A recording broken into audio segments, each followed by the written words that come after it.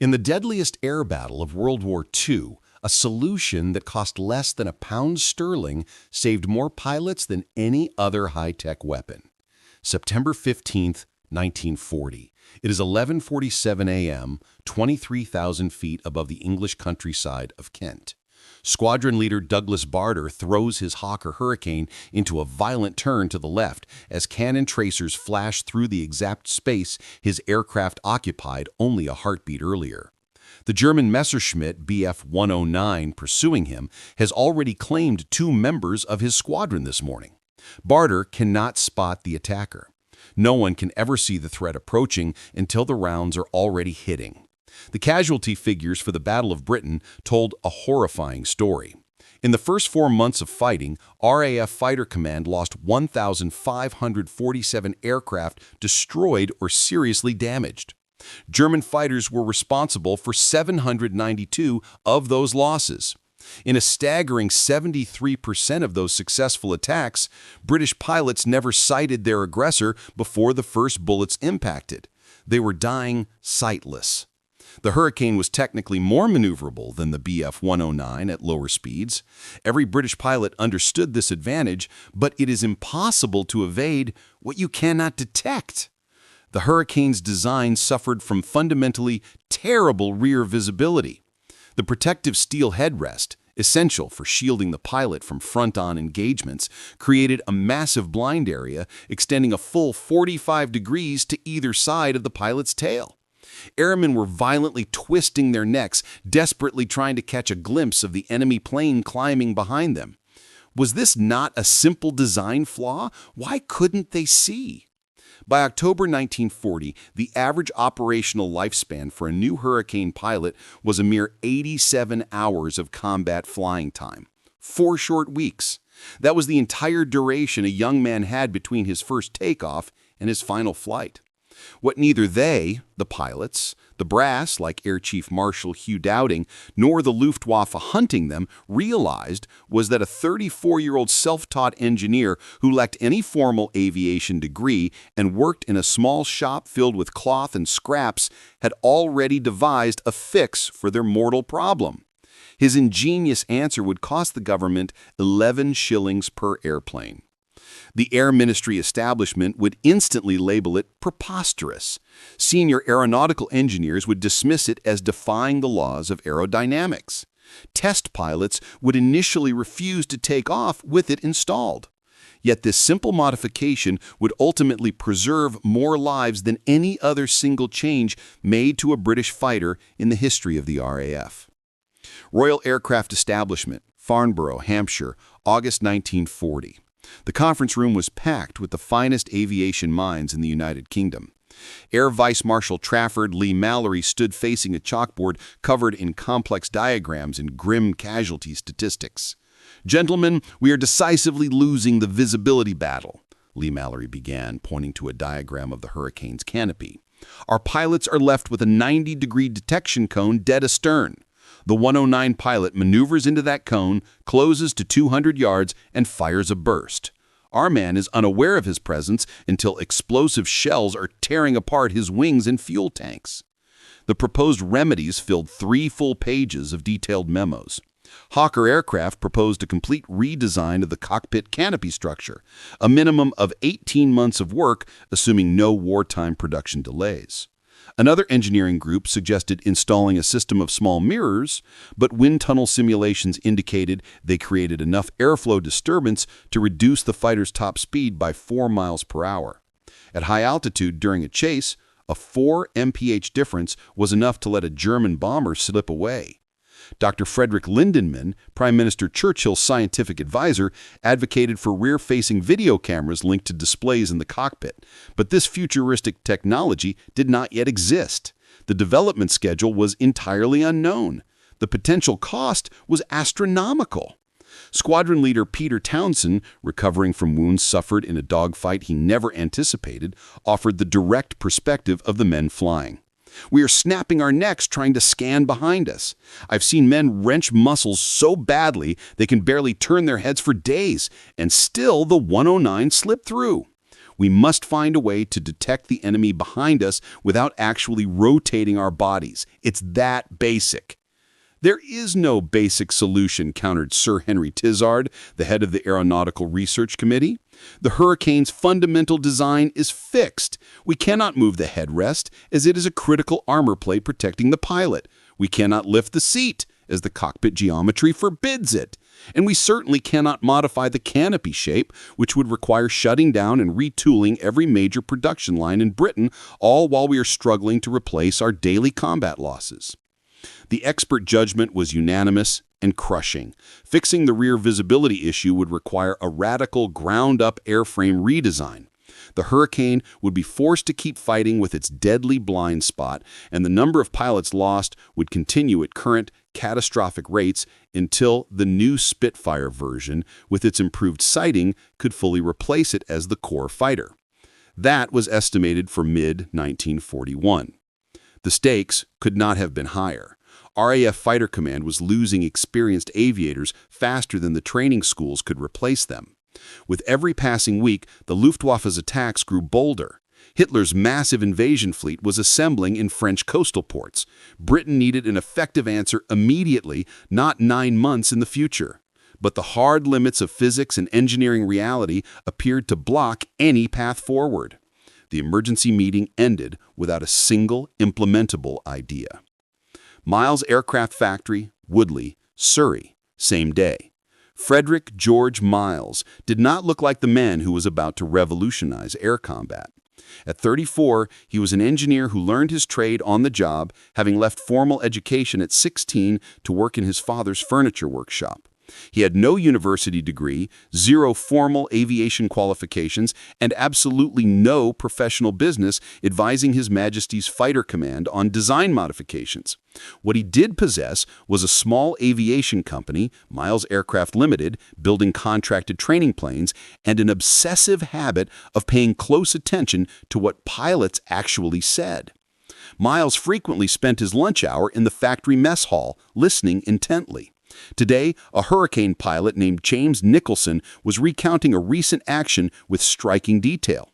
Nicholson would later be awarded the Victoria Cross for continuing his attack on a German bomber as his plane was engulfed in flames. But at this moment, he was focused on a different dilemma. "I was sure he was back there," Nicholson recalled, stirring his thin tea. "I could feel his presence, the strange intuition you get when someone is watching you, but I couldn't confirm it without breaking formation and swiveling the aircraft. By the time I did maneuver to look, he was already opening fire, put 20mm rounds right through my fuel tank." Miles leaned forward, his curiosity piqued. What if you could confirm his presence without turning at all? Mirrors won't work. They've already attempted that idea. Not mirrors, Miles stated slowly, an idea starting to form in his mind. What if the air itself could warn you? That evening, Miles worked late into the night in his small shop, surrounded by fabric pieces and engineering sketches. He was thinking back to a phenomenon he had noticed during a windstorm the winter before. The way a piece of fabric stretched across a simple frame would visibly flutter and vibrate in turbulent air, creating patterns that revealed the hidden, invisible currents of the wind. Aircraft passed through the air in the same manner. They left powerful wakes, areas of disturbed air trailing behind them like the foamy track left by a ship. A hostile fighter pursuing another must fly directly through that disturbed air to get into lethal range. What if there was a simple, visible way to show that disturbance? Every head turned. Air Chief Marshal Hugh Dowding had entered the room without a sound and now stood at the back. At 58, Dowding commanded RAF Fighter Command and held the direct personal responsibility for every pilot lost. His expression was etched in stone, his eyes haunted by the endless casualty lists. "Sir," Miles managed to say, "show me how they function, not here in a conference room, but in the sky." "Air Chief Marshal," Tizard tried to protest, "this crude device has not been properly evaluated." "Neither had radar when I approved its immediate installation," Dowding cut him off sharply. "Neither had the Spitfire's 8-gun armament. Neither had a dozen other innovations that every one of you said were impossible until we forced them to work." Mr. Miles, you will demonstrate your strips tomorrow morning at Northolt. I will observe the test personally. If they perform exactly as you claim, I will authorize immediate field testing with operational squadrons. If they fail, you will remove them instantly and never waste my valuable time again. Do you understand? Yes, sir. Gentlemen, Dowding addressed the room at large. We are losing this entire battle, not due to a lack of courage or skill in our pilots, but because they are being forced to fight blind. If fabric strips can change that grim reality, I do not care if they look ridiculous or if they violate every principle of textbook aerodynamics. I care only whether they preserve lives. The meeting was adjourned. If you are finding these narratives of forgotten innovations and pivotal historical moments fascinating, hit that like button and subscribe to WWII Battlefield. We unearth these hidden histories every week, and you will not want to miss what we reveal next. Now, back to Frederick Miles' defining moment of truth. RAF Northolt, September 11, 1940, 10 a.m. 3 Hurricane fighters sat on the flight line. One was fitted with Miles' unique fabric strips. The other 2 were completely unmodified. Dowding stood with his arms tightly folded, watching his squadron leader Douglas Bader, the legendary legless pilot, examine the strips with open skepticism. You want me to fly into combat with handkerchiefs tied to my wings? I want you to survive, Miles replied simply.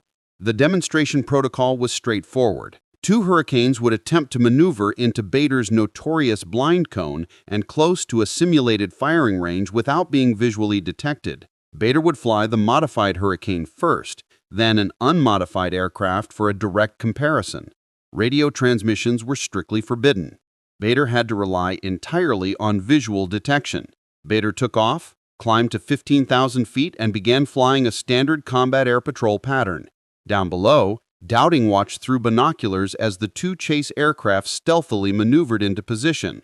In the modified Hurricane, Bader saw the fabric strips in his peripheral view. They were calm, merely rippling lightly in the smooth airflow. Then suddenly, the strip on the left wing began a violent rippling motion. Not a random flap, but a distinctive wave pattern moving from the leading edge to the trailing edge. Bader instinctively glanced left and back. Nothing was visibly in sight, but the strip had never lied before. He broke hard left, pulling 4 Gs, and a Hurricane flashed through the precise spot his cockpit had occupied a moment ago. Contact, Bader immediately radioed, left quarter 400 yards. The pattern was repeated. The right strip began to ripple intensely. Bader broke right, catching his pursuer struggling to climb for altitude. Contact right quarter. Finally, both strips began to flutter and thrash simultaneously. Directly astern, Bader shouted, executing a swift barrel roll that brought him nose to nose with his pursuer. On the tarmac, Dowding's stern expression did not shift, but his chief of staff noticed his grip on the binoculars tighten visibly. The second test, in an unmodified Hurricane, told a completely different story. Bader twisted constantly in his seat, desperately straining his neck to spot his attackers. He caught one only by a sheer stroke of luck. He sighted the second one only when it broke off its attack run. 2 contacts, he radioed, but I had to work bloody hard for them. After landing, Bader climbed out of the cockpit and walked straight to Miles. You can't dodge what you cannot see. How quickly can you put these devices on every single Hurricane in fighter command?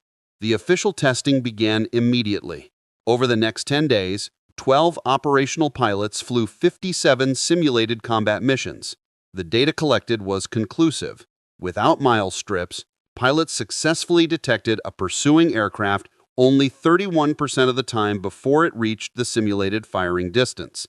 The average detection range was 380 yards. With the fabric strips installed, pilots detected the pursuing aircraft 89% of the time. The average detection distance was now 520 yards. That crucial extra 140 yards, less than 2 seconds of time at combat closing speed, was the absolute difference between taking vital evasive action and taking a cannon blast to the cockpit. On September 25, 1940, Dowding authorized immediate manufacturing and installation. Miles Aircraft Limited received a contract to produce 10,000 sets. Installation started with all frontline squadrons immediately. Sometimes the simplest fix defies all the experts. The next day, October 4th, 1940, 2:15 p.m., 20,000 feet above the City of London, pilot officer Eric Locke was flying his very first combat mission since his Hurricane received Miles's strips. Locke was 20 years old, had only 17 hours of combat time, and represented exactly the type of promising airman the RAF was losing too quickly.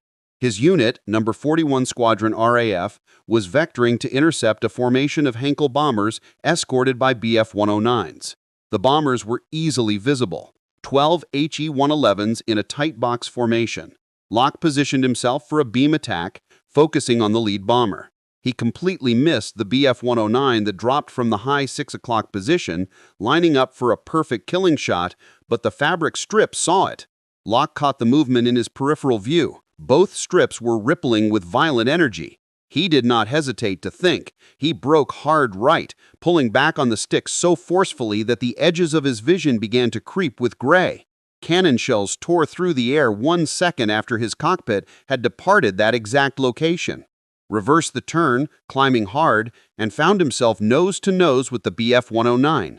Both pilots instantly opened fire. The Germans' rounds went wide. Locke's rounds did not. The Bf-109's canopy shattered. The fighter rolled over and plunged away trailing dense black smoke. Locke did not have a moment to celebrate.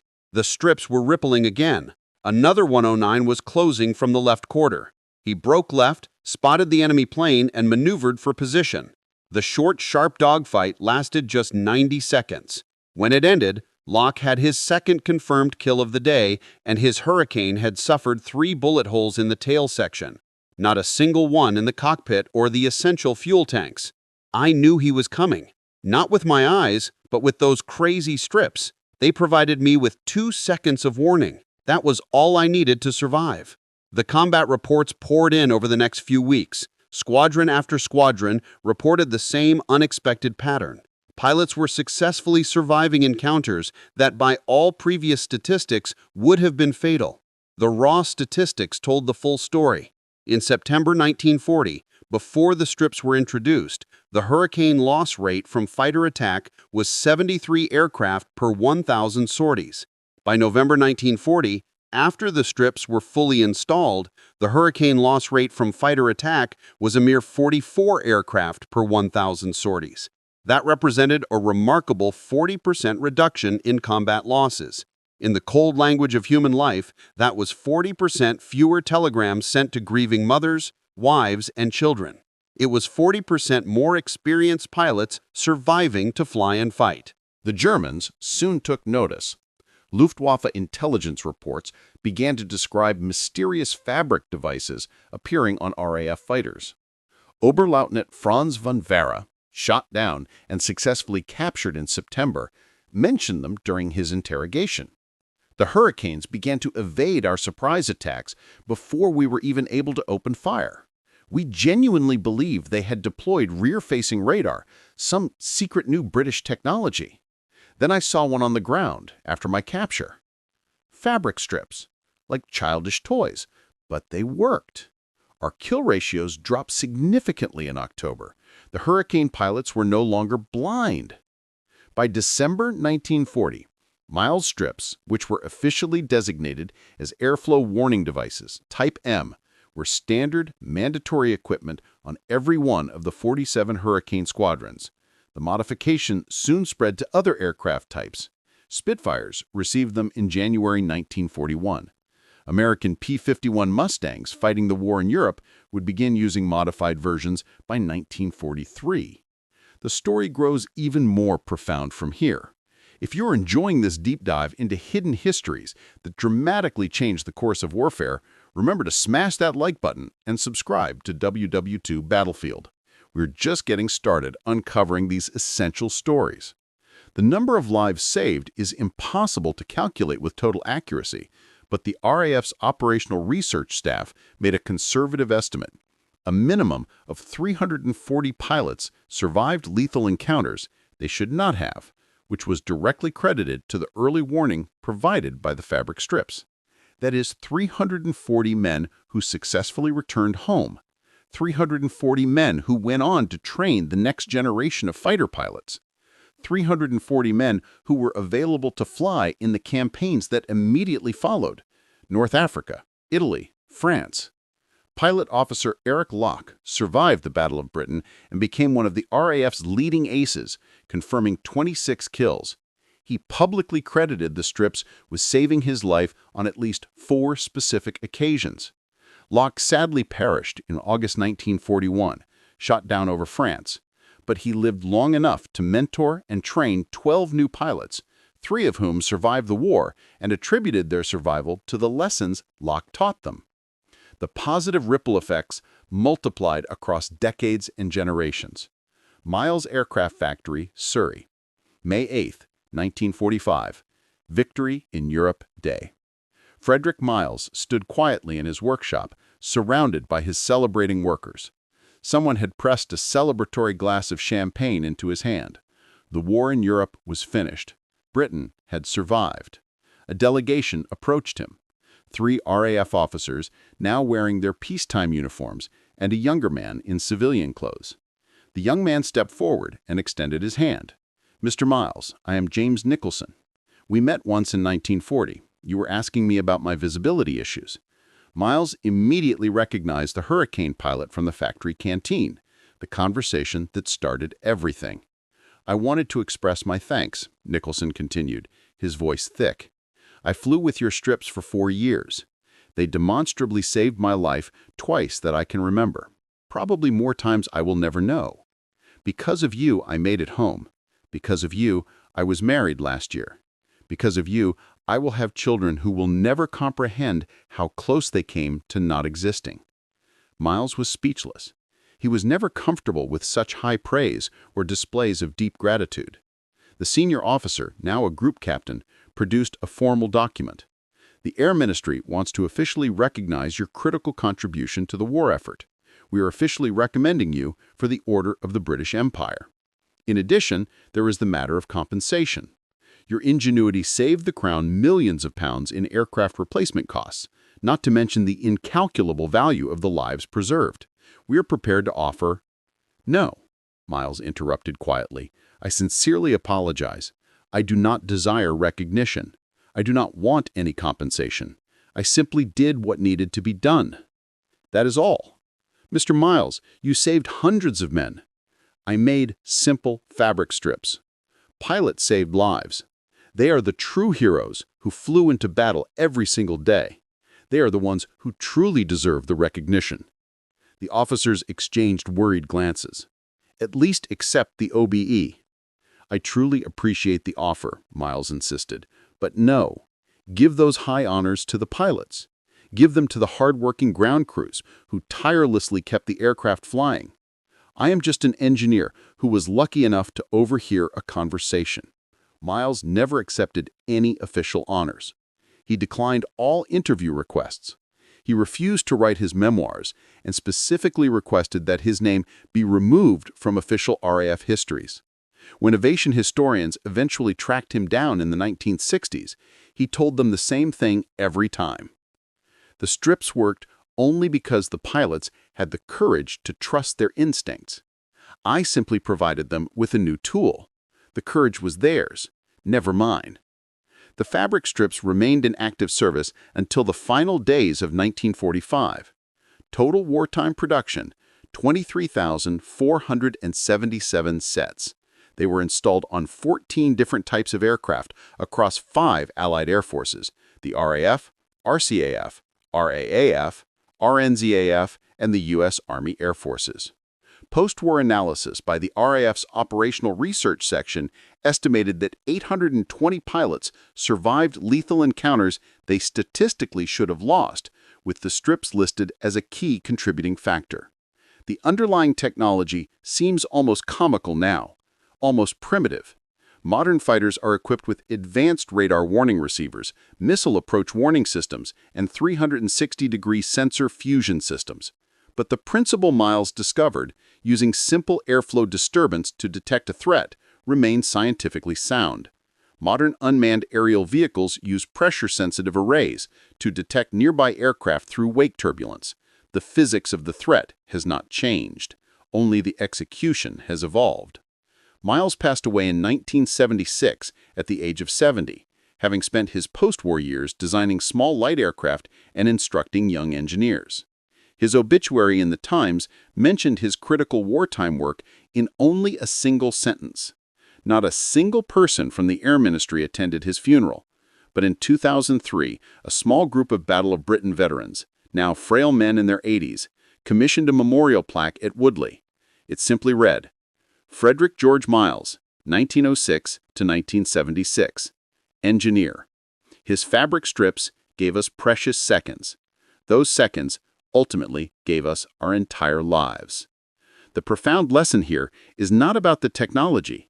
It is about humility, relentless persistence, and the courage to trust the absolute simplest solution when a panel of experts insists only complicated complexity can succeed. Miles lacked the credentials, the institutional authority, and the immense resources of the establishment. He had a small workshop, some scraps of fabric, and the willingness to try something genuinely ridiculous. Sometimes the truly ridiculous idea is precisely what is needed. Sometimes the critical difference between life and death is 11 shillings worth of cheap fabric and the guts to completely ignore everyone who says it will not function. Sometimes the greatest, most impactful innovations do not originate from research laboratories and official committees, but from one person who simply refused to accept that young men should continue to perish blind. Now remember to like and subscribe to World War II Battlefield for more hidden stories.